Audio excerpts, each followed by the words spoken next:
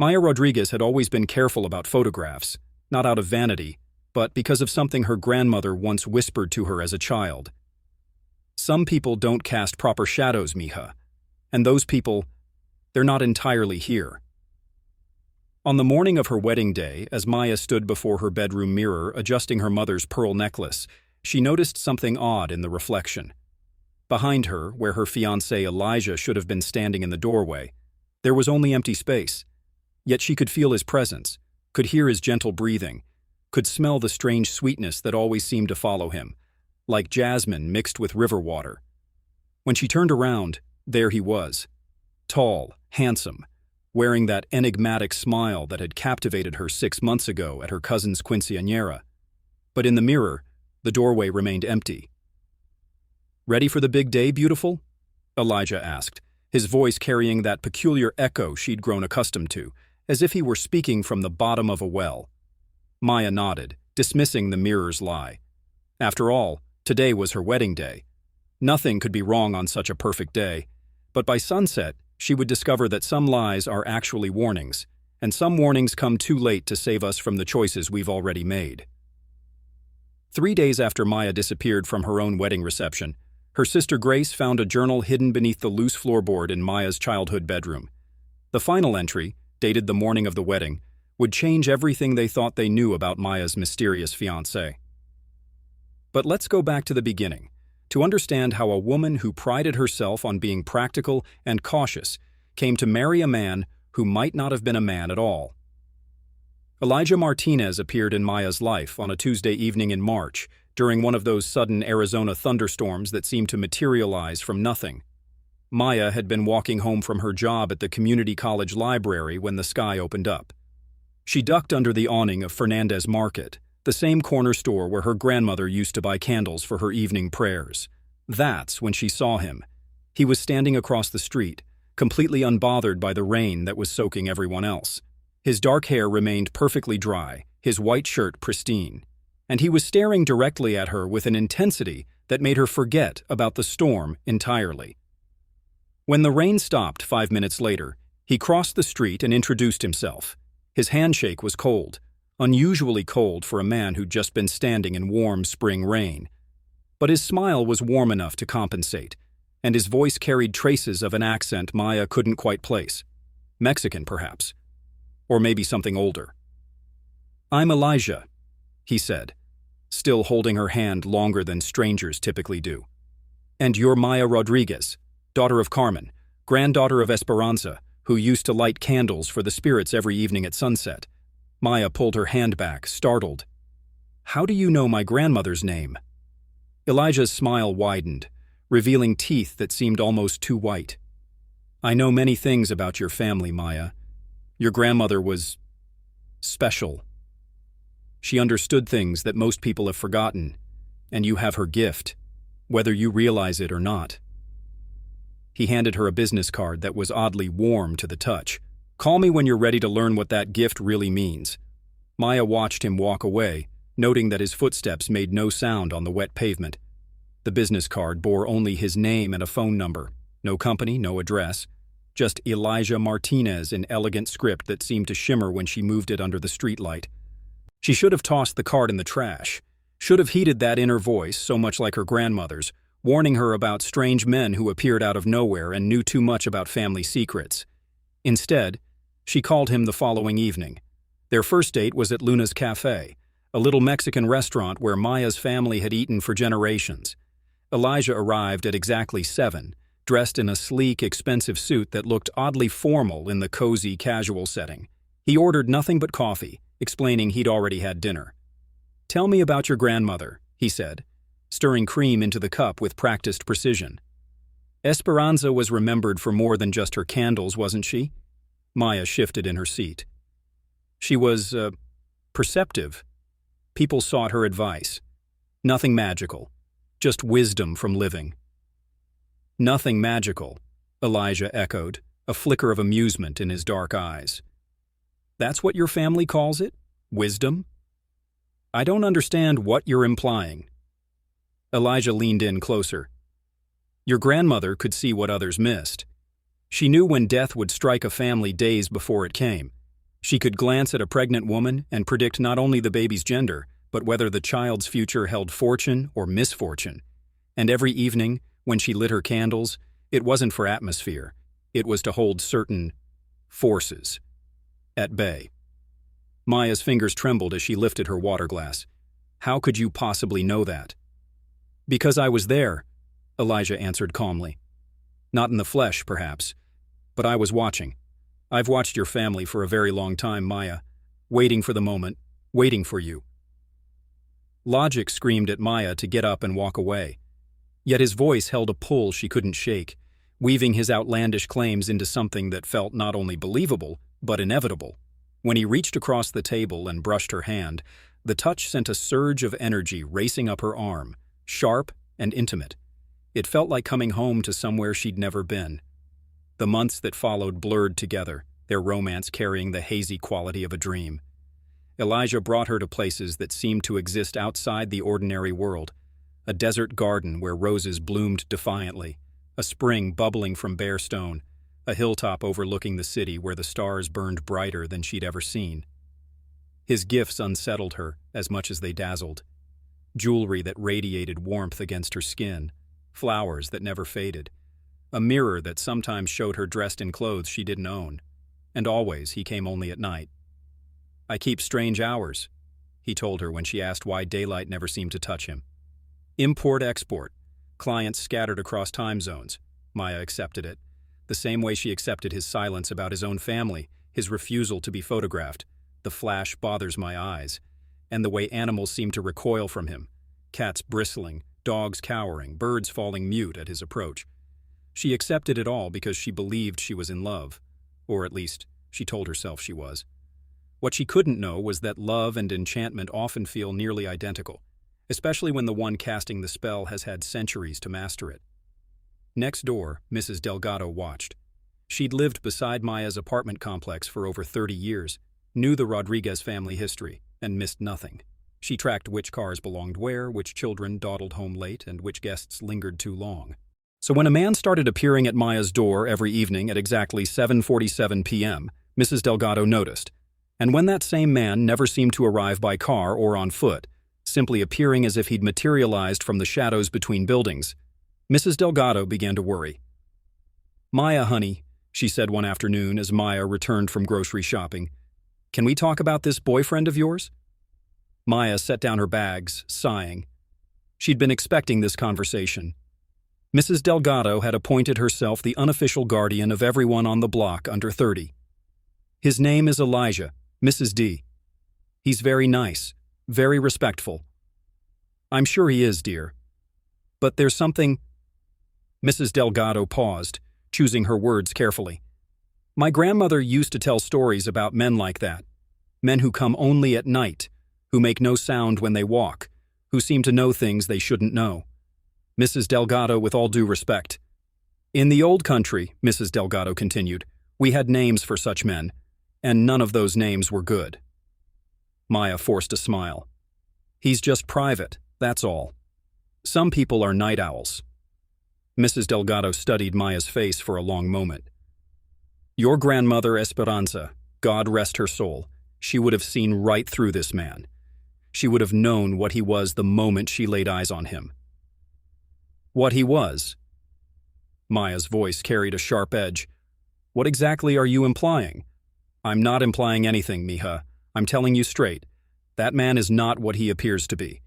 And if you marry him—" Mrs. Delgado crossed herself quickly. "Well, some marriages bind you to more than just another person." Maya gathered her groceries and headed for her apartment without another word.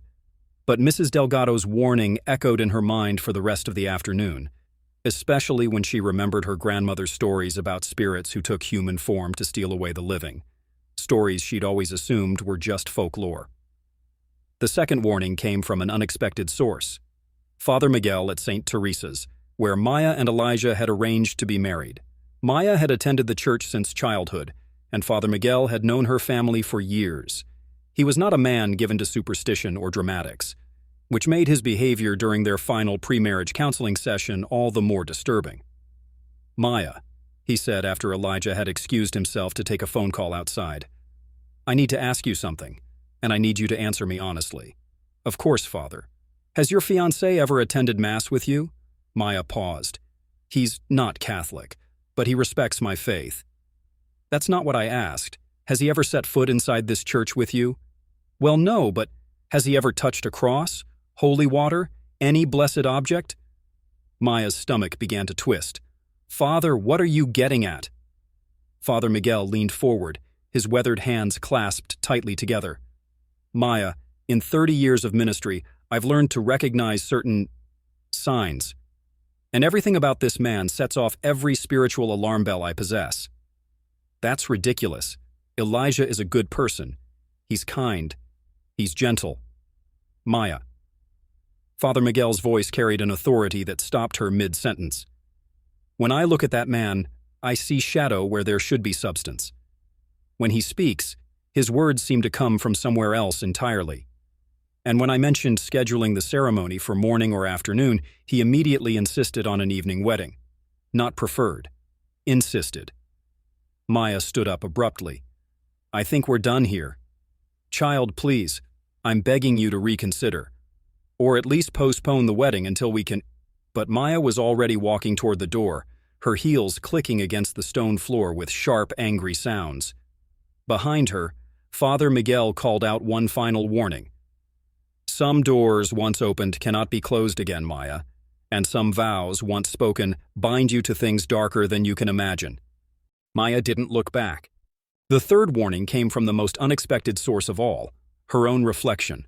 The night before the wedding, as Maya stood in her bedroom trying on her grandmother's wedding veil, she glanced in the full-length mirror her mother had given her years ago. The veil was beautiful, delicate lace that had been in the family for 4 generations, supposedly blessed by a priest in Guadalajara before her great-great-grandmother's wedding. But as Maya adjusted the lace around her face, something in the mirror caught her attention. The veil itself looked different in the reflection. Instead of the pristine white lace she was wearing, the mirror showed something else entirely. A veil stained with what looked like rust-colored water, torn in places, with threads that seemed to move on their own like living things. Maya blinked hard and looked again. In reality, the veil was perfect. In the mirror, it looked like something pulled from a river after decades underwater. She touched the glass, wondering if there was some distortion in the mirror itself. But her hand in the reflection looked normal. Her face looked normal. Only the veil was wrong. And as she stared, transfixed, she could swear she heard her grandmother's voice, faint but unmistakable. Mija, some veils are meant to hide the living from the dead. But that one hides the dead from the living. Maya spun around, heart pounding, but her bedroom was empty. When she turned back to the mirror, the veil looked normal again. Beautiful white lace, exactly as it should be. But the fear remained. She should have listened to that fear.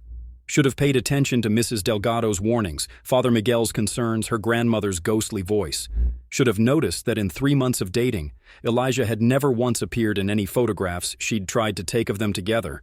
The camera simply refused to capture his image, producing only blurred shadows where he should have been.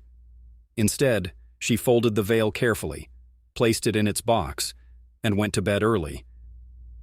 Tomorrow was her wedding day, and she wanted to look perfect for the man she loved. The man she thought she loved. The man who might not have been a man at all. August 15th dawned clear and beautiful, with temperatures in the mid-80s and a gentle breeze that seemed designed specifically for outdoor ceremonies. Maya's family had rented the pavilion at Riverside Park, where ancient cottonwoods provided natural decoration and the sound of moving water added a peaceful soundtrack to the festivities. By 4 o'clock, guests had begun arriving. Maya's side of the pavilion filled quickly with relatives, co-workers from the library, old school friends, and neighbors. The atmosphere was festive, filled with laughter and the chatter of people who genuinely cared about the bride. Elijah's side remained conspicuously empty. "Where is his family?" Maya's Aunt Rosa whispered loudly enough for half the assembly to hear. "I don't see a single person from his side."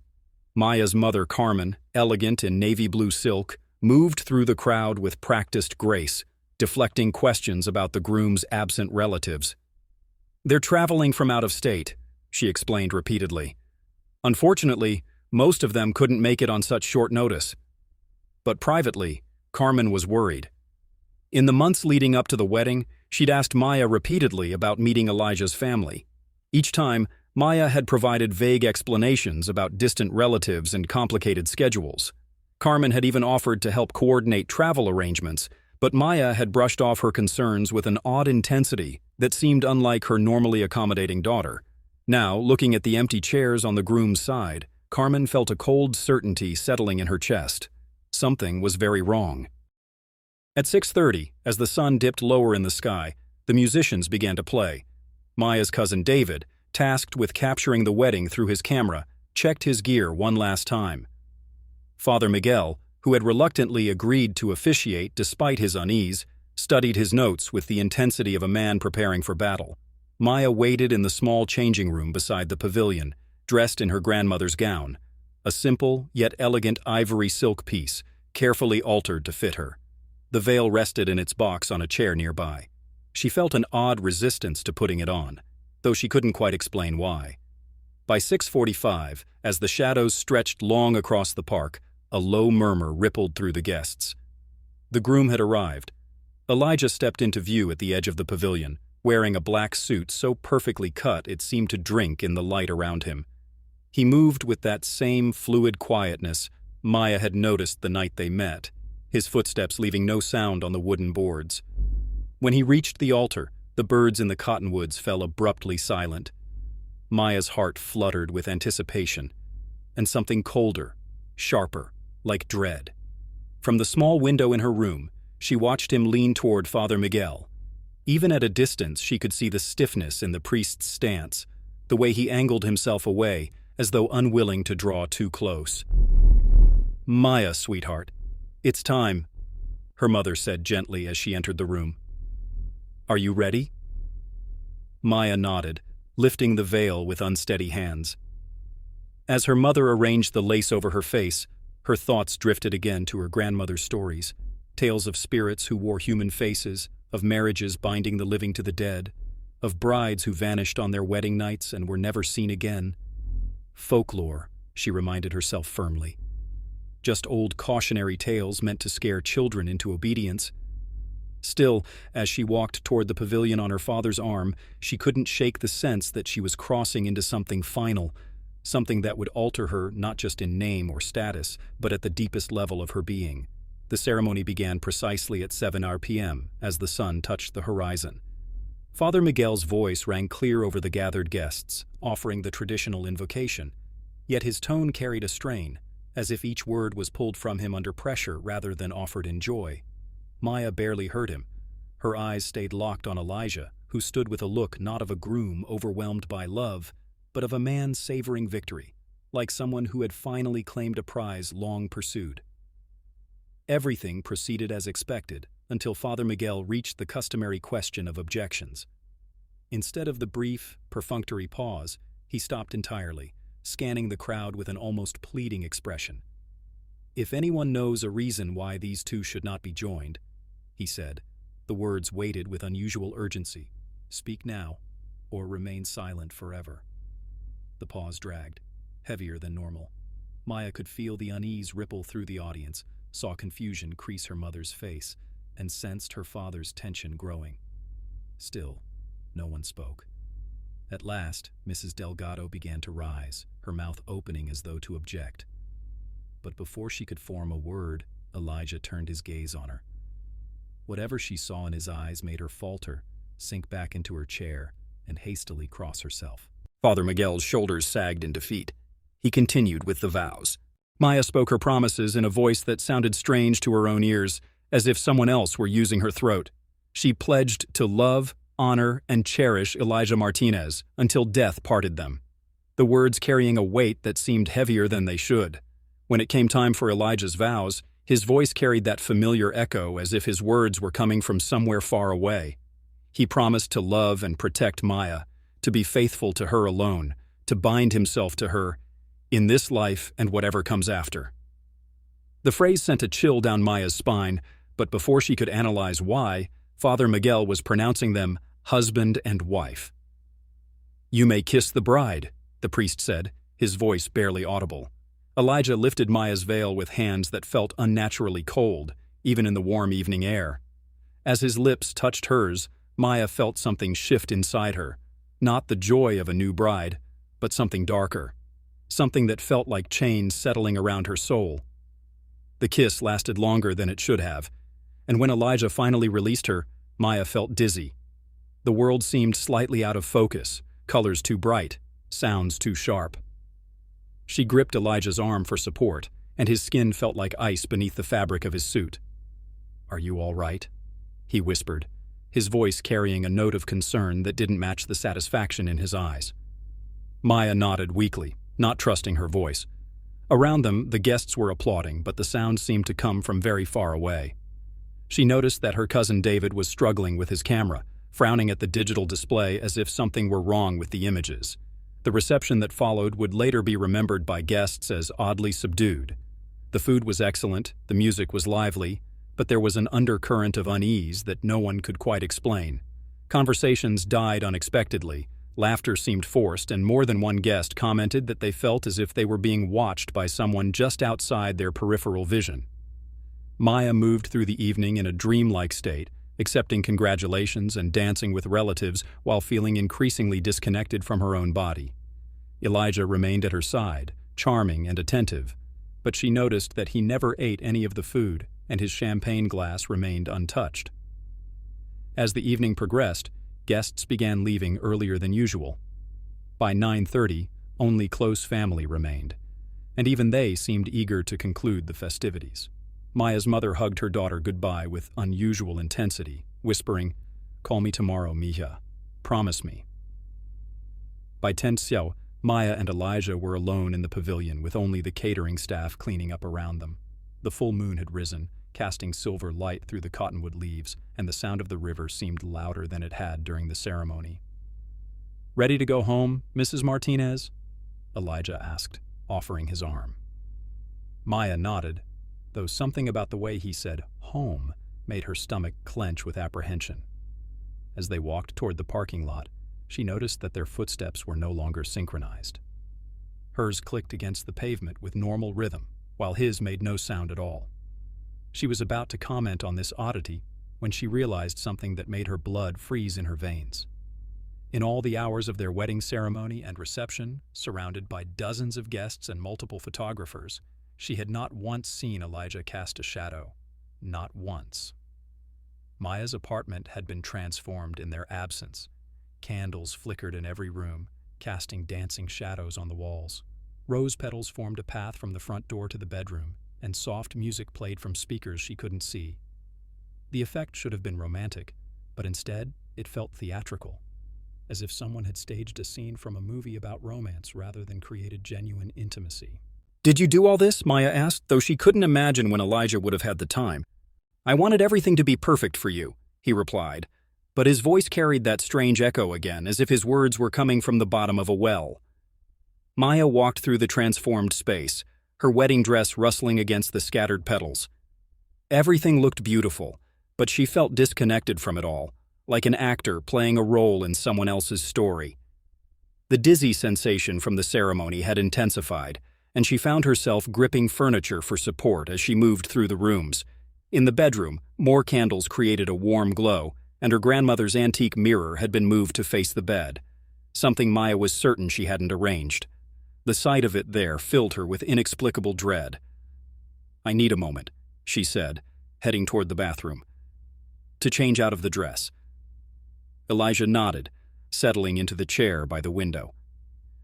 In the candlelight, his features seemed sharper than usual, his eyes reflecting the flames in a way that reminded Maya of an animal's gaze caught in headlights. In the bathroom, Maya struggled with the buttons on her grandmother's dress, her fingers trembling with exhaustion or anxiety. She couldn't tell which. As she finally stepped out of the ivory silk, she caught sight of herself in the bathroom mirror and froze. The reflection showed her standing in her slip, but there was something wrong with the image.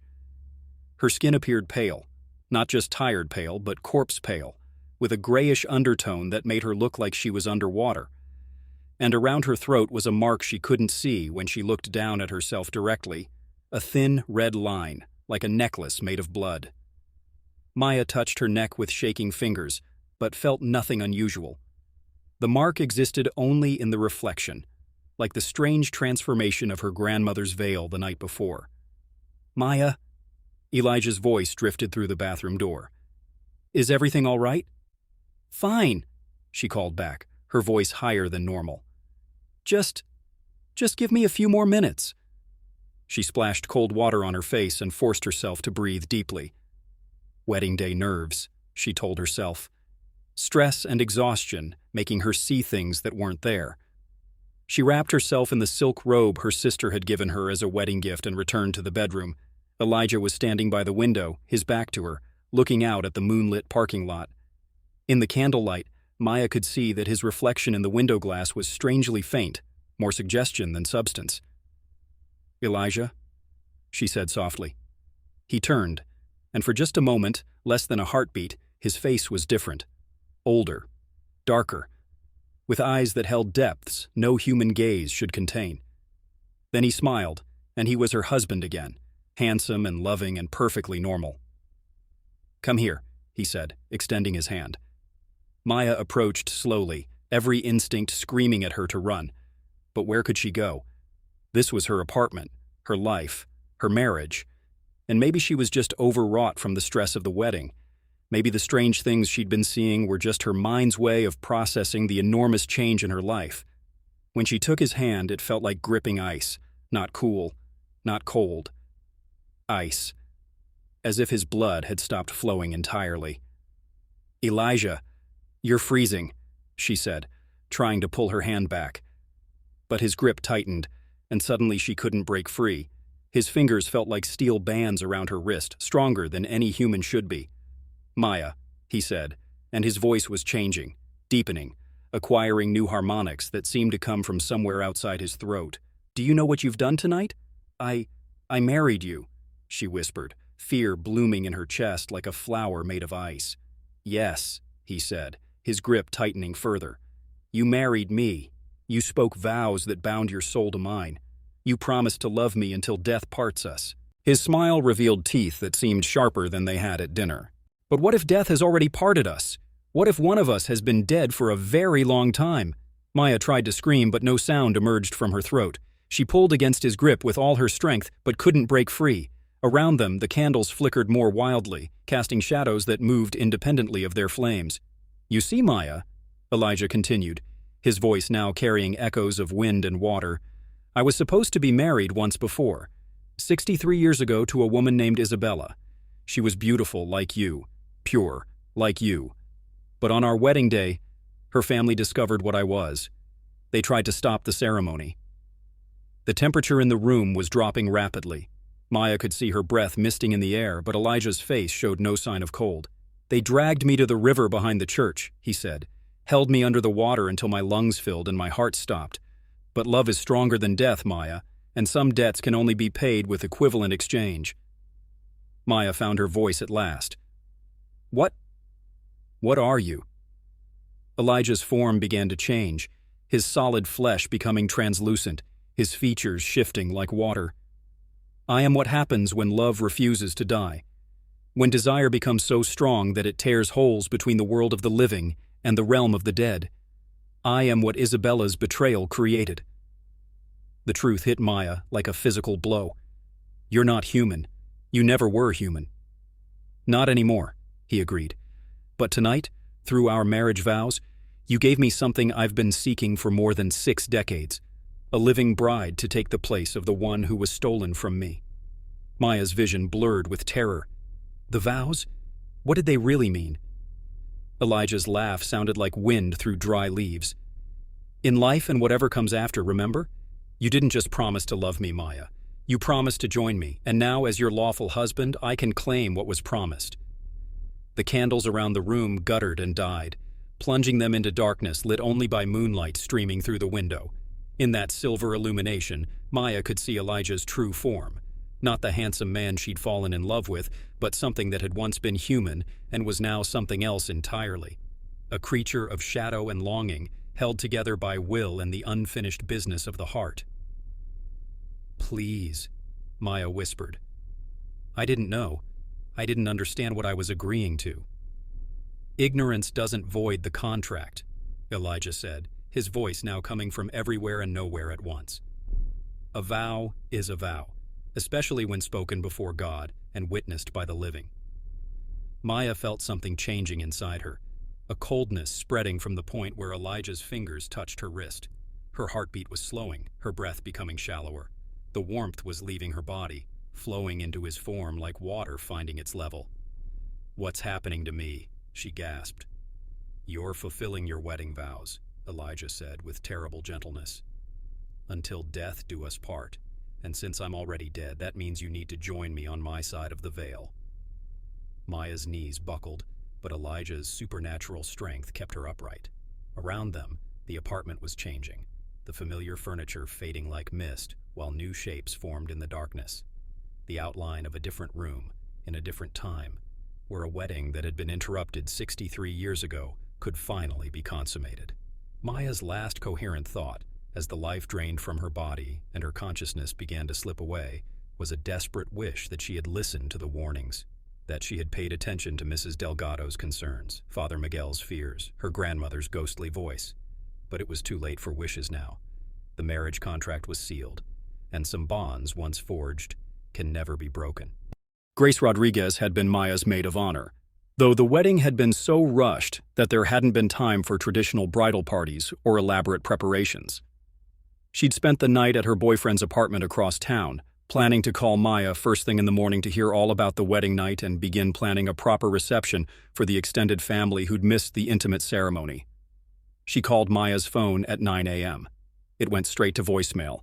She tried again at 10 a.m., then 11 a.m., growing increasingly concerned. Maya was an early riser who always answered her phone, especially the day after major events when she'd be eager to dissect every detail. At noon, Grace drove to Maya's apartment complex, using the spare key her sister had given her years ago. The building was quiet, most residents at work or running weekend errands. Grace climbed the stairs to the second floor, noting that Mrs. Delgado's door was tightly closed, unusual for a woman who typically kept it propped open to monitor comings and goings in the hallway. Maya's door was unlocked, which sent the first real spike of alarm through Grace's chest. Her sister was compulsive about security, never leaving doors unlocked even for short trips to the mailbox. "Maya," Grace called, stepping into the apartment. "Maya, are you okay?" The silence that answered her was profound, not just the absence of sound, but the presence of wrongness. The apartment felt empty in a way that went beyond mere vacancy, as if something essential had been removed from the very air. Grace moved through the living room, noting the scattered rose petals from the night before, now wilted and brown. Candles had burned down to stubs, leaving trails of hardened wax on furniture surfaces. The romantic scene from the evening before had become something sad and abandoned, like a party that had ended badly. In the kitchen, she found Maya's wedding dress draped over a chair, still in the ivory silk that had looked so beautiful the night before. But now, the dress seemed wrong somehow. Not just empty, but drained, as if whoever had worn it had taken something vital with them when they left. The bedroom was where Grace found the first real evidence that something terrible had happened. The bed was undisturbed, still made with the same sheets Maya had put on that morning, but the room felt cold despite the August heat, and there was a smell in the air. Not unpleasant exactly, but strange, like ozone after a lightning strike or the metallic scent that sometimes precedes severe storms. Grace noticed that her grandmother's antique mirror had been moved to face the bed, positioned at an angle that would reflect anyone lying there.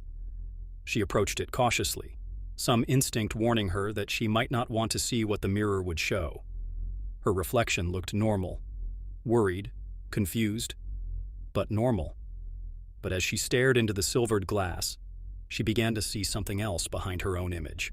A second reflection, fainter but unmistakably present. Maya, wearing her grandmother's wedding veil, standing in what appeared to be water up to her waist. Grace spun around, but the bedroom was empty. When she looked back at the mirror, Maya's reflection was gone. Heart pounding, Grace called out again, "Maya, Maya, where are you?" This time she heard something, not Maya's voice, but a sound like wind moving through trees or water flowing over stones. It seemed to come from everywhere and nowhere, filling the apartment with an echo that had no visible source. Grace ran from room to room, checking closets, bathrooms, even the kitchen pantry. Maya was nowhere to be found, but in each room, Grace felt the same presence. Not Maya, but something else. Something that watched her with attention that felt predatory. Finally, in Maya's bedroom, Grace noticed something that made her blood freeze. On the nightstand beside Maya's bed was a single white rose, one of the flowers from her bridal bouquet. But this rose was different from the wilted petals scattered throughout the rest of the apartment. This rose was perfectly preserved, as fresh as if it had just been cut, with one exception. Its petals were no longer white. They were stained red, the color spreading from the center outward like blood seeping through fabric. Beside the rose was a note, written in Maya's handwriting but in ink that looked suspiciously dark and thick. "Grace, I'm so sorry. I should have listened to the warnings. Tell Mama I love her. Tell her the stories Abuela used to tell weren't just stories. Some of them were warnings. E says, I can't come back, but maybe you can find a way. The mirror knows the truth. Look for me by the river when the moon is full. M." Grace's hands shook as she read the note. Every rational part of her mind insisted this was some kind of elaborate prank, or perhaps evidence of a nervous breakdown brought on by wedding stress. But standing in that cold, empty apartment, surrounded by the lingering scent of ozone and the oppressive feeling of being watched, rational explanations felt as fragile as spider webs. She grabbed the note and ran from the apartment, not stopping until she was in her car with the doors locked and the engine running.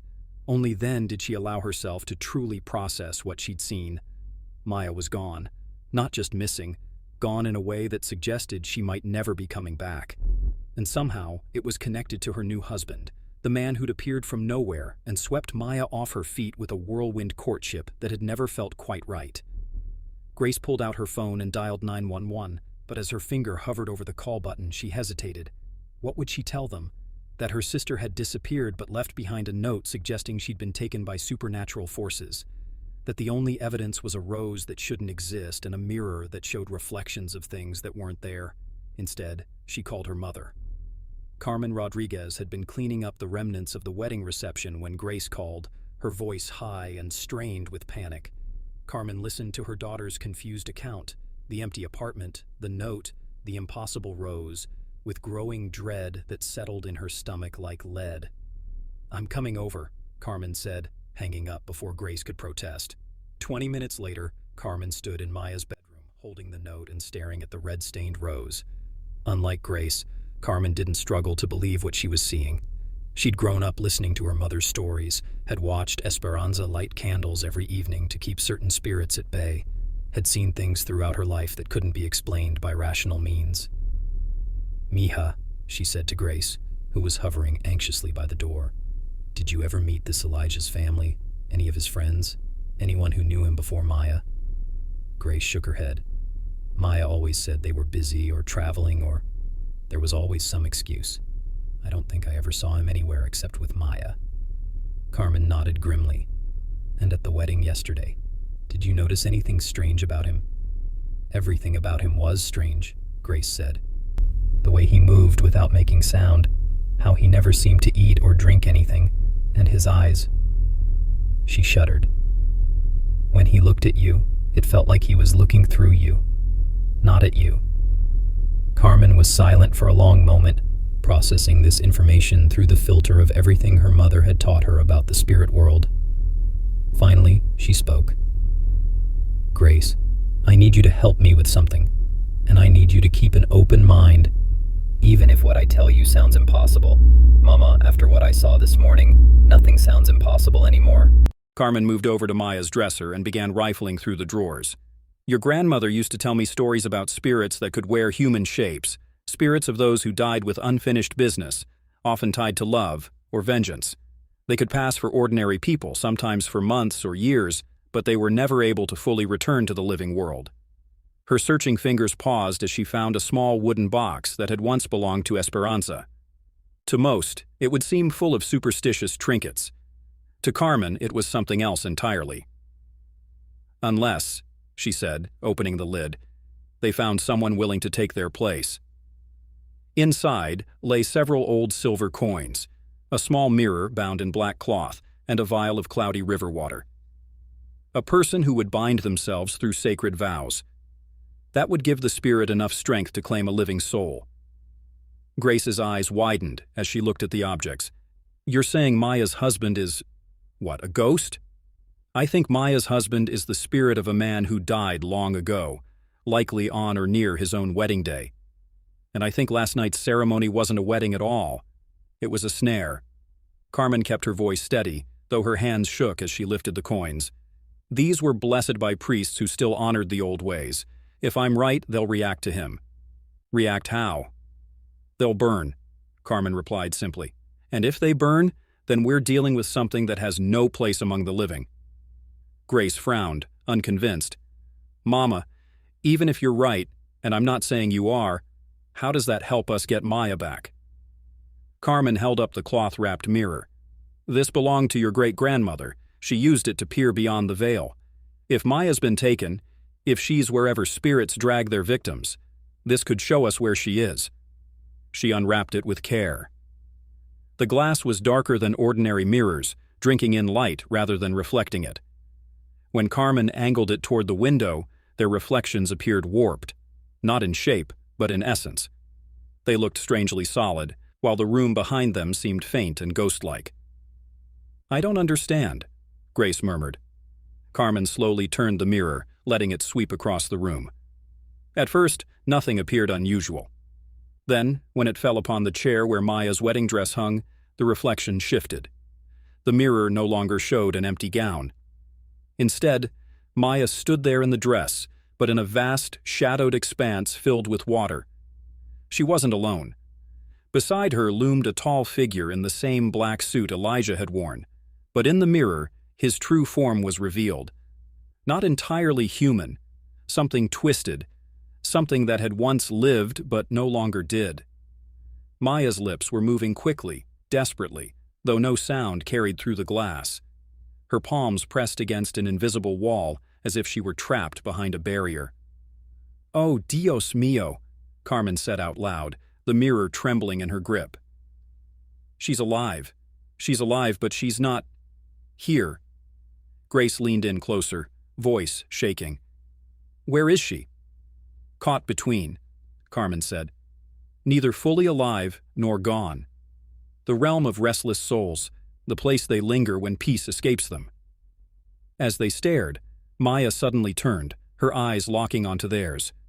Recognition flared, followed by a surge of hope. She pressed both hands against the unseen wall and mouthed words they couldn't hear but instantly understood. "Help me." And then she was gone. The vision dissolved, leaving only their own frightened faces staring back from the mirror's dark glass. Carmen rewrapped the mirror with careful hands. "We need to find out who he really was. The spirit, Elijah, whoever he was in life. If we can learn his real name, how he died, what unfinished business kept his soul anchored to this world, we might be able to send him back where he belongs. And Maya? If we can break his hold on our world, Maya should be freed from whatever prison he's created for her." Carmen's voice carried more confidence than she felt. The truth was, she didn't know if Maya could be saved. The stories her mother had told usually ended with the victim lost forever, claimed by forces beyond human power to challenge. But she had to try. Maya was her daughter, and a mother's love was its own kind of magic, one that sometimes proved stronger than the bonds of death itself. Carmen's first stop was the Riverside Cemetery, where her mother was buried alongside 4 generations of Rodriguez women.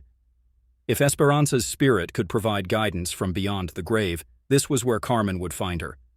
She arrived just as the sun was setting, carrying a paper bag containing 7 white candles, a small bottle of holy water, and the silver coins from her mother's collection. The cemetery was quiet, most visitors having departed as evening approached, leaving Carmen alone among the weathered headstones and ancient oak trees. Esperanza's grave was marked with a simple granite headstone engraved with her name, dates, and a single line, "She saw what others could not see."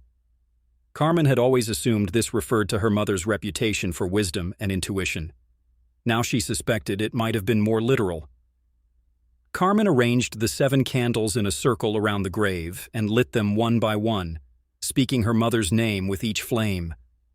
As the last candle flickered to life, she placed the silver coins at the base of the headstone and opened the holy water.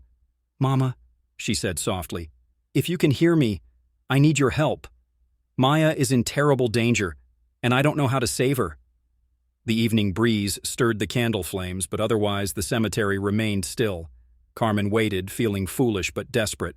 After several minutes of silence, she began to gather the candles, resigned to finding answers through more conventional means. That's when she heard her mother's voice, faint but unmistakable. "The church records, mija. Look for a wedding that never happened." Carmen spun around, but the cemetery was empty. The voice had seemed to come from everywhere and nowhere, carried on the wind that moved through the oak leaves. "Mama," she called softly. "Santo Tomas, 1962, the voice whispered. "A bride who fled, a groom who drowned. The old priest kept records of everything, even the ceremonies that failed." Carmen felt tears running down her cheeks. How do I save her? But the wind had stilled, and her mother's presence was gone. Carmen gathered the candles and coins, her hands shaking with a mixture of grief and hope. Santo Tomas was a small church on the other side of the city, one that had served the Hispanic community for over a century. If records from 1962 still existed, they might provide the answers she needed. The next morning, Carmen presented herself at Santo Tomas just as Father Rodriguez was unlocking the church doors. She explained her situation as delicately as possible. Her daughter's husband had disappeared, and she was trying to trace his family history for the missing person report. Father Rodriguez was a young man, probably in his 30s, but he'd grown up in the neighborhood and understood that sometimes the official story wasn't the whole truth. He led Carmen to a small office behind the sanctuary, where filing cabinets held decades of church records.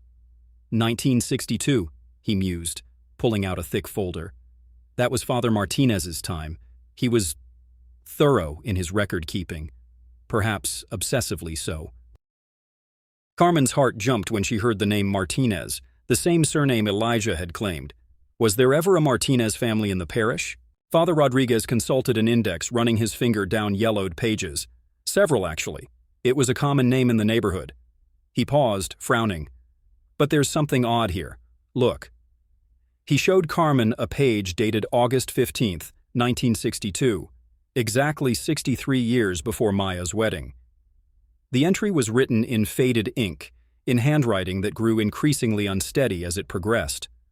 Wedding ceremony scheduled for Isabella Flores and Elijah Martinez, postponed indefinitely due to circumstances beyond the church's control.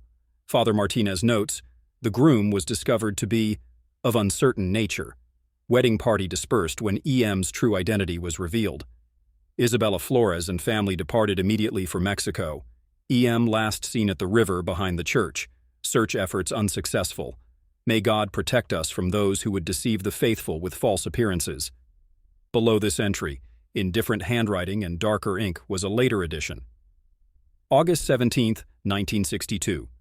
Body of young man recovered from river. Identification uncertain.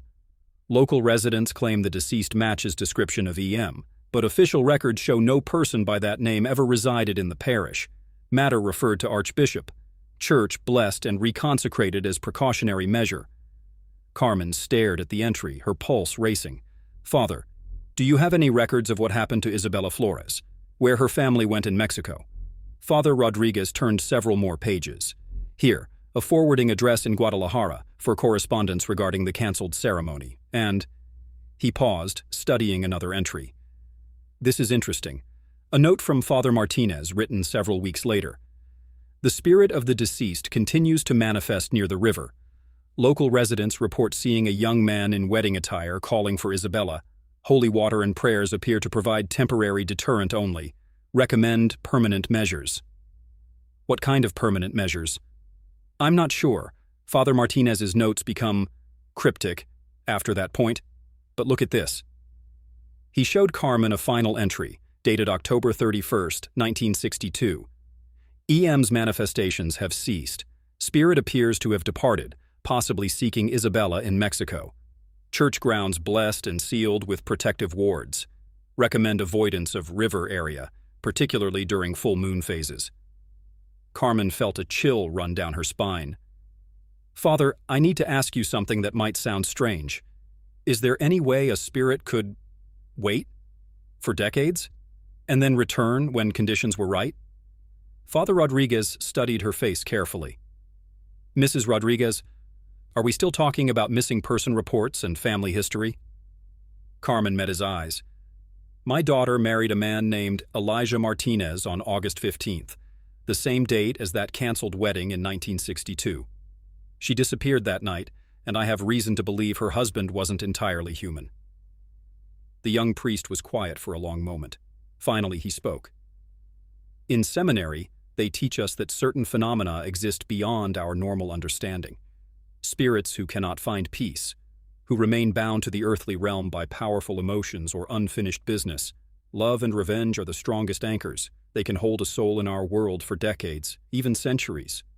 He closed the old records and looked directly at Carmen. If you're dealing with such a spirit, Mrs. Rodriguez, you're going to need more help than conventional authorities can provide. Carmen nodded. I was hoping you might say that.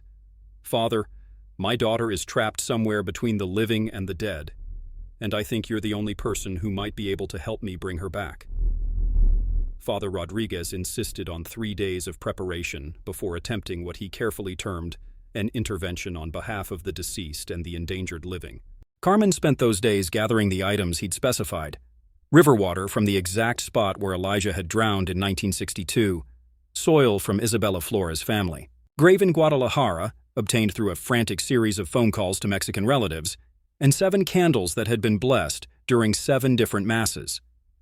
Grace remained skeptical but supportive, helping with the research and preparation, while muttering about how their family seemed destined to deal with supernatural crisis instead of normal problems like divorce or financial trouble. At least if Maya had married a normal man and had normal marriage problems, we could fix them with counseling or lawyers, she complained as they stood by the river behind Santo Tomas Church at 11 p.m. on the 3rd night. But no, she had to fall in love with a ghost.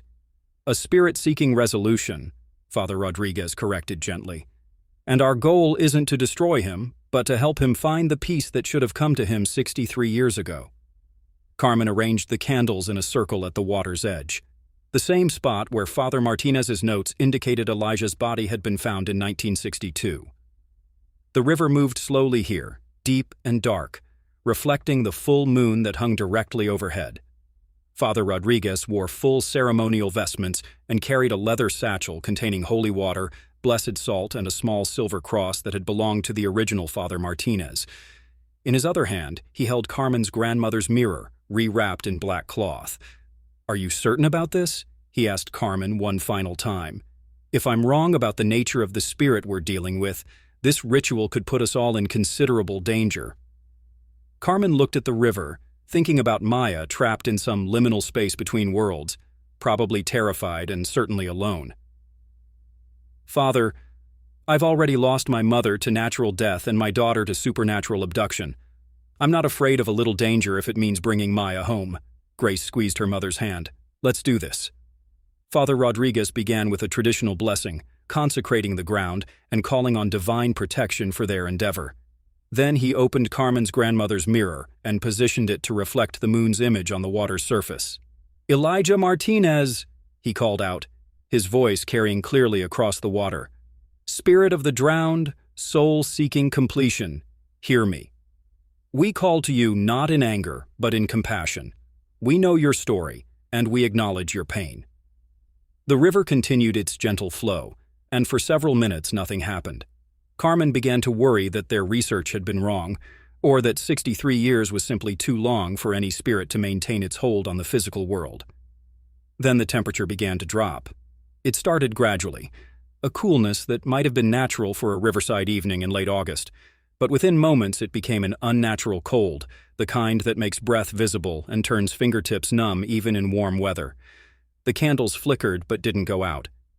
In the grandmother's mirror, the reflection of the moon on the water began to change, showing not the peaceful river they could see with their naked eyes, but a different scene entirely. The same location, but in daylight, with a crowd of people gathered on the bank. The wedding that never was, Father Rodriguez murmured. We're seeing the past. In the mirror, they could see a young woman in a white dress, Isabella, backing away from a man in a dark suit. The man was reaching for her desperately, his mouth moving in words they couldn't hear, but his expression one of heartbreak and betrayal. Other figures surrounded them, men with hard faces, women crossing themselves, children hiding behind their mothers' skirts. Then the scene changed, showing the same man being dragged into the water by several other men. His struggles were fierce but futile. They held him under the surface until the water stilled. "Enough," a voice said behind them, not from the past, but from the present. "I've watched that scene play out in my mind for 63 years. I don't need to see it again." Carmen turned to find Elijah standing at the edge of their candle circle, wearing the same black suit from Maya's wedding, but looking different now. Older, more tired, with eyes that held depths of sorrow no human expression should contain. "Where is my daughter?" Carmen demanded, fighting the urge to back away from the figure. "Safe," Elijah replied. "Safer than she would be in a world that judges without understanding, that destroys what it fears." He gestured toward the mirror, which was still showing the violence of his death. "Your neighbors, your friends, they killed me for the crime of being different.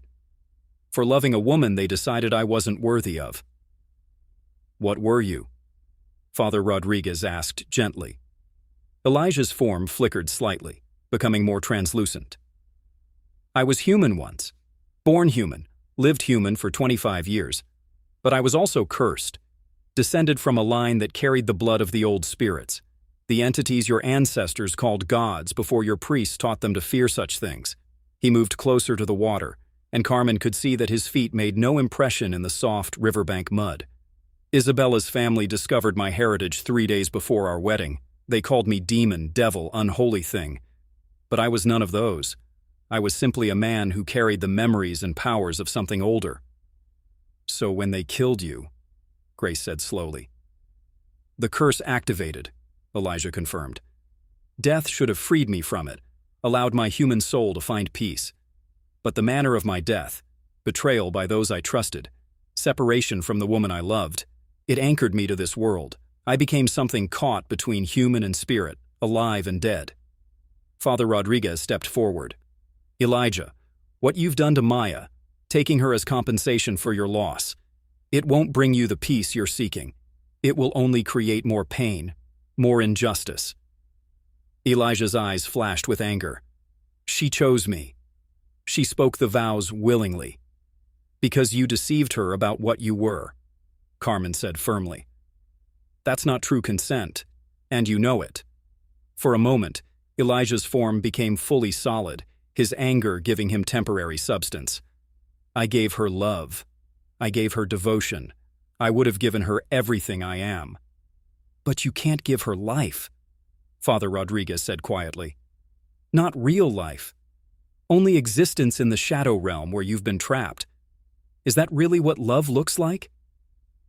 Elijah was silent for a long moment, his gaze fixed on the mirror where his death continued to play out in an endless loop. Finally, he spoke. "I've been alone for 63 years, watching the world change, watching everyone I knew grow old and die while I remained frozen in the moment of my death. Maya was the first person since Isabella who could see me clearly, who responded to my presence with warmth instead of fear. Because she didn't know what you were," Grace pointed out. "And now she's trapped in the same limbo you've been experiencing. Is that fair to her?" Carmen held up one of the blessed silver coins from her mother's collection. As soon as it caught the moonlight, Elijah recoiled as if he'd been burned. "You're in pain," Carmen said, not accusingly but with compassion. "You've been in pain for more than half a century, and now you're sharing that pain with my daughter instead of finding a way to heal it." Elijah looked at the coin, then at Carmen's face. "What are you proposing?" Father Rodriguez stepped forward. "Release Maya. Let her return to the living world. In exchange, we'll help you find the peace that should have been yours decades ago." "How?" Carmen pulled out a small vial of water. "This is from the Guadalajara cemetery where Isabella Flores is buried. She died 15 years ago, natural death, surrounded by family, at peace with the world. Her spirit isn't trapped between worlds like yours." She poured a few drops of the water onto the blessed soil they'd brought. Where it touched the ground, small flowers immediately bloomed, white roses identical to the one they'd found on Maya's nightstand, but these remained white, pure, untainted by the red stain of unnatural death. Isabella found peace, Father Rodriguez said gently. She lived a full life, married a good man, raised children, died surrounded by love. Your connection to her, the love that's kept you anchored to this world, it's based on a woman who no longer exists. The Isabella you knew became someone else, lived a different story. Elijah stared at the white roses, his form growing more translucent with each passing moment. She was happy? She was happy, Carmen confirmed. And she remembered you with fondness, not fear. Her family told me she used to say prayers for a young man who died tragically, hoping his soul would find rest. Tears, or something like tears, began flowing down Elijah's face.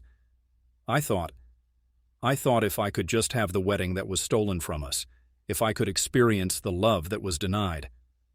But that love belonged to who you were then, Father Rodriguez said, and who she was then. You can't reclaim the past by stealing from the present. Carmen approached Elijah slowly, holding out her hand. Let Maya go. Let yourself go. Find the peace that Isabella wanted for you. Elijah looked at her outstretched hand, then at the mirror where his death scene had finally stopped playing. In the dark glass, a new image appeared.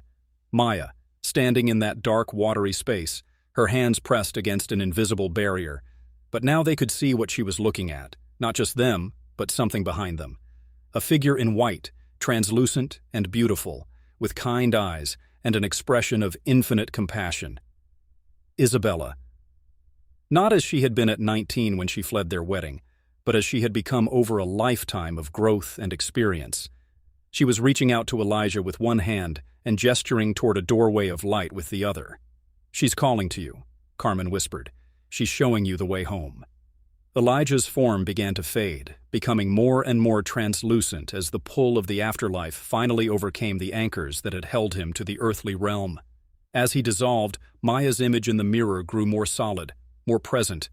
With his last breath of borrowed life, Elijah spoke. Tell Maya. Tell her I'm sorry. Tell her the love was real, even if everything else was illusion. Then he was gone, and the mirror showed only Maya standing in an empty space that was already beginning to brighten with dawn light. A moment later, Maya appeared on the riverbank beside them, solid and breathing and absolutely real, still wearing her wedding dress but no longer bearing the pale, corpse-like appearance Carmen had seen in the bathroom mirror. She collapsed into her mother's arms, sobbing with relief and exhaustion. I thought I was never going to see you again, Maya whispered. I thought I was going to be trapped forever in that place between places. Carmen held her daughter tightly, feeling her warm, living breath against her cheek. You're safe now, mija. You're home. Father Rodriguez began gathering the ritual materials, his movements careful and reverent. The silver coins no longer burned with supernatural heat. The candles had resumed normal flames, and the grandmother's mirror reflected only their own faces, 3 women and a priest standing by a peaceful river under a full moon. As they prepared to leave, Maya looked back at the water one final time. I think he really did love me in his way. He was just so lost, so trapped in his own pain, that he couldn't see past it to what love should actually look like. Carmen nodded.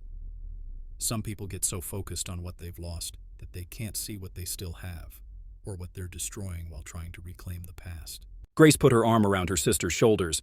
Come on, let's go home.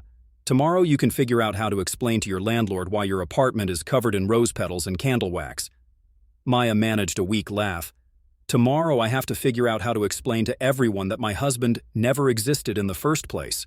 As they walked away from the river, none of them noticed the white roses that had bloomed where the Guadalajara cemetery water had touched the ground. By morning, the flowers would be gone, dissolved back into the earth. But for one night, they had served as a bridge between worlds, allowing love to find its proper ending at last. Behind them, the river flowed peacefully toward the ocean, carrying with it the last traces of a wedding that should never have happened, and the final release of a soul that had waited 63 years to find its way home.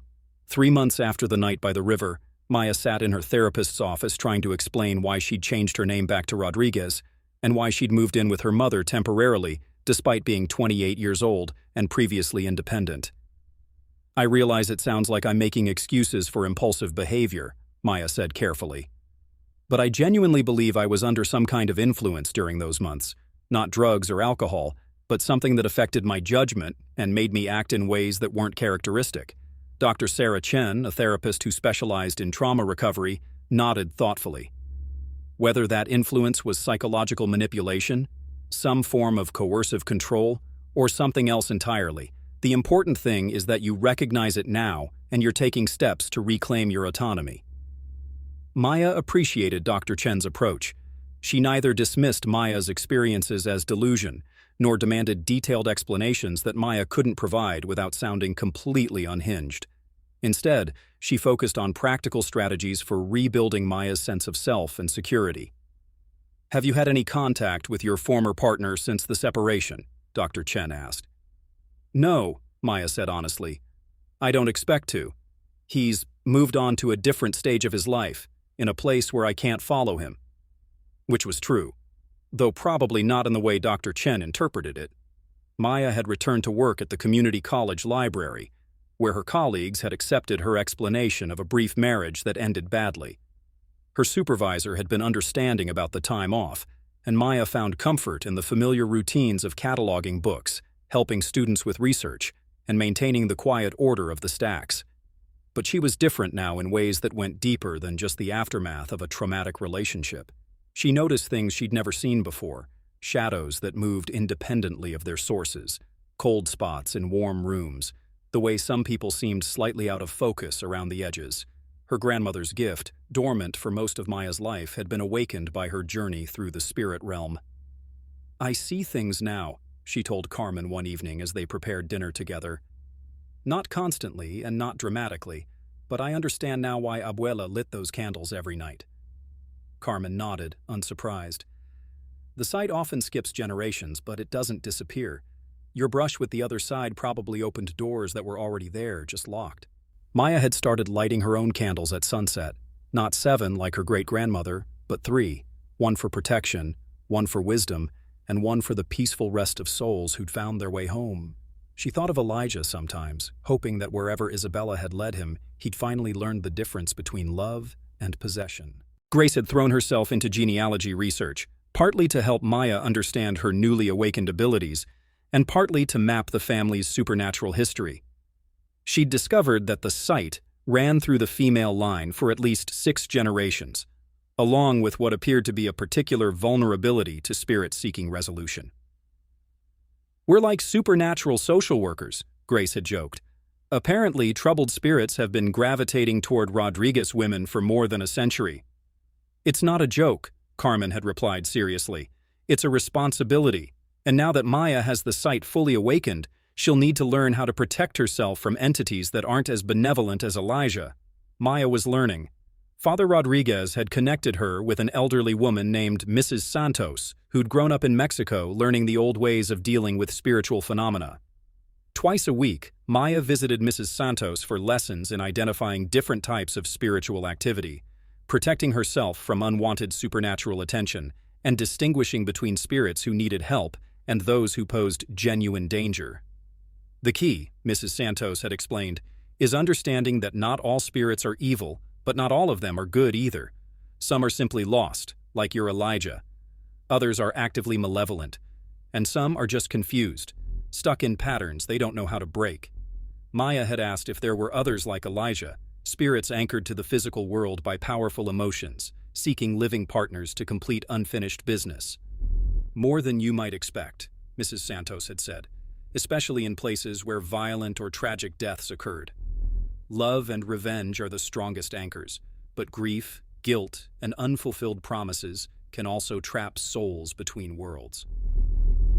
This knowledge should have terrified Maya, but instead it brought her a strange sense of purpose. She'd survived her encounter with the spirit realm, and that survival had given her tools that might help others facing similar situations. She'd started volunteering with a local group that provided support for people experiencing what mainstream psychology typically dismissed as paranormal delusions. Many of the stories she heard reminded her of her own experience: sudden romantic obsessions with mysterious partners, relationships that moved unnaturally fast, lovers who seemed too good to be true and usually were. The pattern is consistent, she explained to Dr. Chen during one of their sessions. Isolation from family and friends, erosion of personal boundaries, a sense of being swept along by forces beyond normal control. Whether people interpret that as supernatural influence or psychological manipulation, the recovery process is similar. Dr. Chen had been intrigued enough to refer several other clients to Maya's volunteer group, including 2 women who'd described experiences remarkably similar to Maya's own. Mysterious partners who appeared suddenly, courtships that felt dreamlike, marriages that ended with the partners disappearing without trace. Maya suspected that Elijah hadn't been unique, just one of many spirits seeking resolution through the living. But she also believed that education and awareness could help people recognize the warning signs before making vows that bound them to forces they didn't understand. 6 months after the night by the river, Maya received an unexpected letter addressed to Mrs. Maya Martinez at her old apartment. The landlord forwarded it to her mother's house with a note expressing hope that Maya was doing well and mentioning that the previous tenant's apartment had been unusually difficult to re-rent. Potential tenants complained about cold spots and the persistent scent of roses. The letter was postmarked from Guadalajara, Mexico, and the return address belonged to someone named Isabella Santos Mendoza. Maya opened it with trembling hands, already knowing what she would find. Dear Maya, I hope this letter finds you well and at peace. I am the daughter of Isabella Flores, who I believe was once connected to the man you knew as Elijah Martinez. My mother passed away 15 years ago, but before her death, she often spoke of a young man who had died tragically, and she prayed regularly for his soul to find rest. 2 weeks ago, my mother appeared to me in a dream. She looked younger than I had ever seen her, radiant with joy, and she was accompanied by a man I recognized from her old photographs, the fiancé who died shortly before their planned wedding in 1962. In the dream, my mother asked me to write to you. She wanted you to know that Elijah has found peace at last, and that she holds no anger toward you for the role you played in his story. She understands that you, like her, were both victim and catalyst in events larger than any individual person could control. My mother also wanted me to tell you that the love Elijah felt for you was real, even if it was built on deception.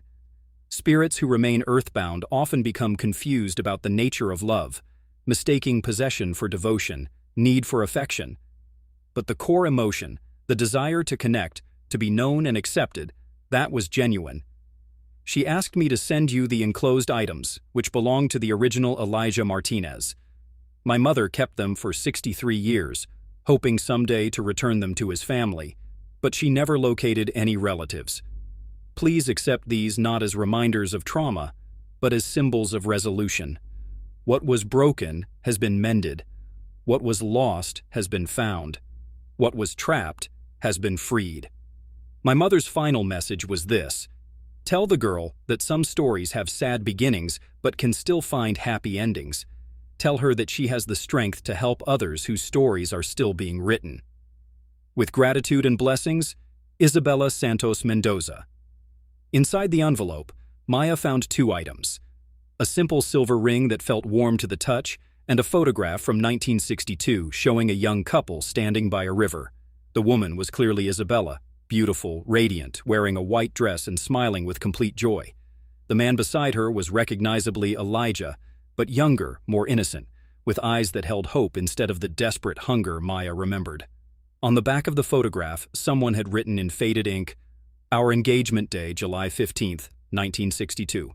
Whatever the future brings, today we are perfectly happy. E.I."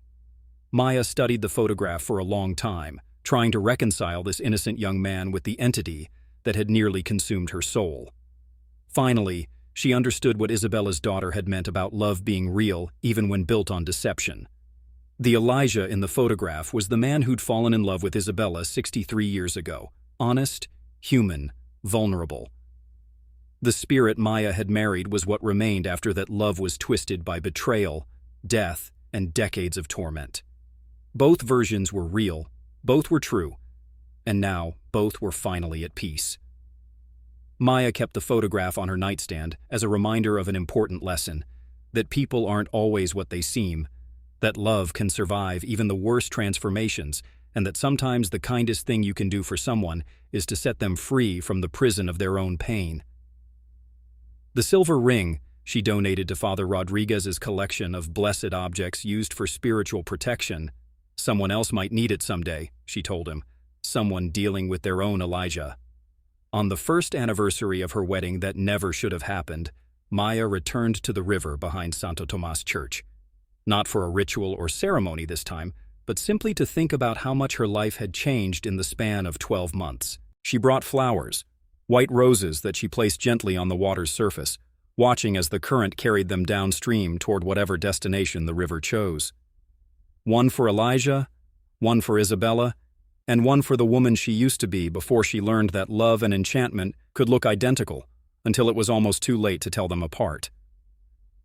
"I forgive you," she said quietly, though she wasn't entirely sure if she was speaking to Elijah's memory, her own past naivety, or the universe in general for creating a world where such complicated tragedies were possible.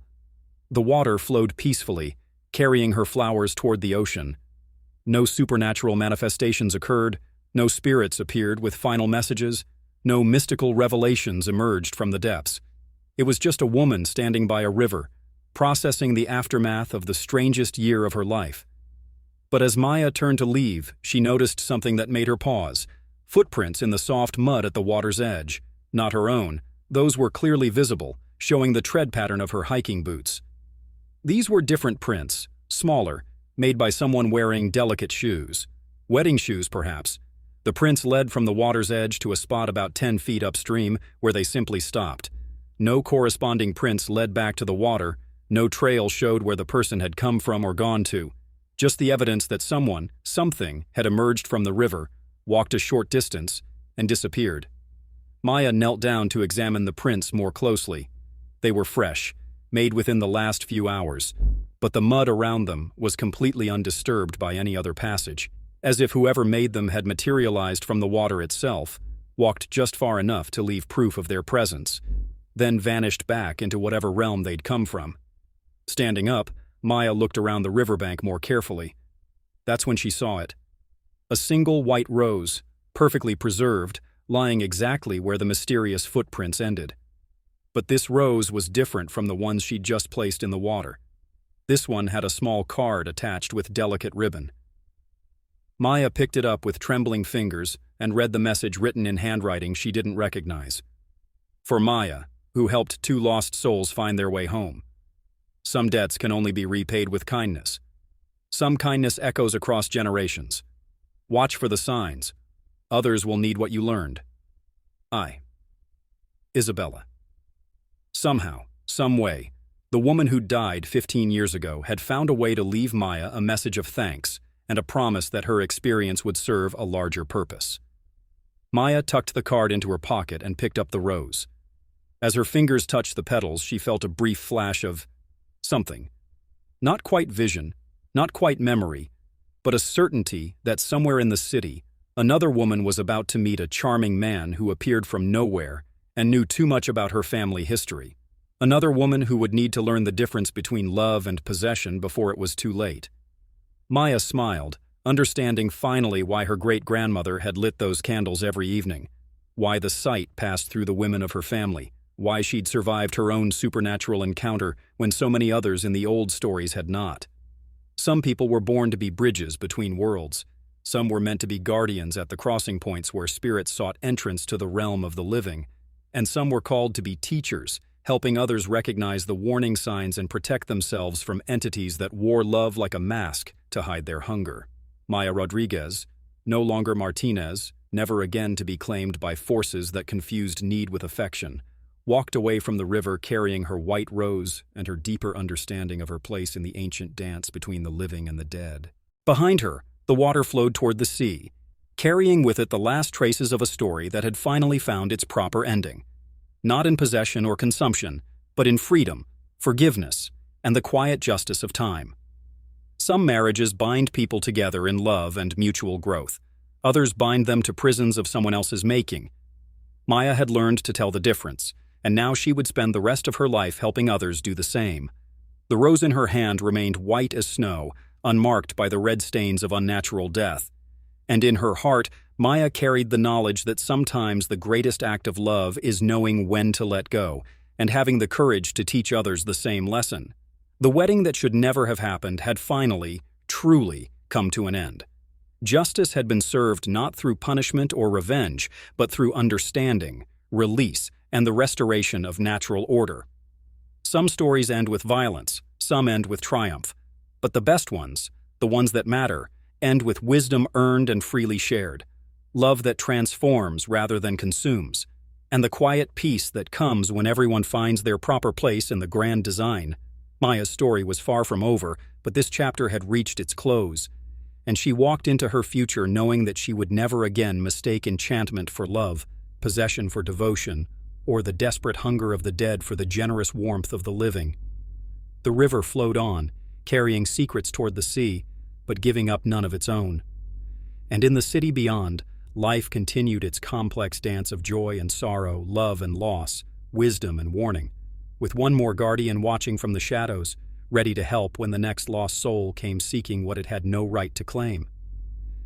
In memory of all the women who learned too late to recognize the signs, in honor of those who survived to teach others, in hope that each generation will grow wiser about the difference between love and possession, between devotion and control, between the gifts of the living and the hunger of the dead. If it were you, what would you have done different? Also comment on where you are watching from. Like this video and subscribe to the channel to get updates on new uploads.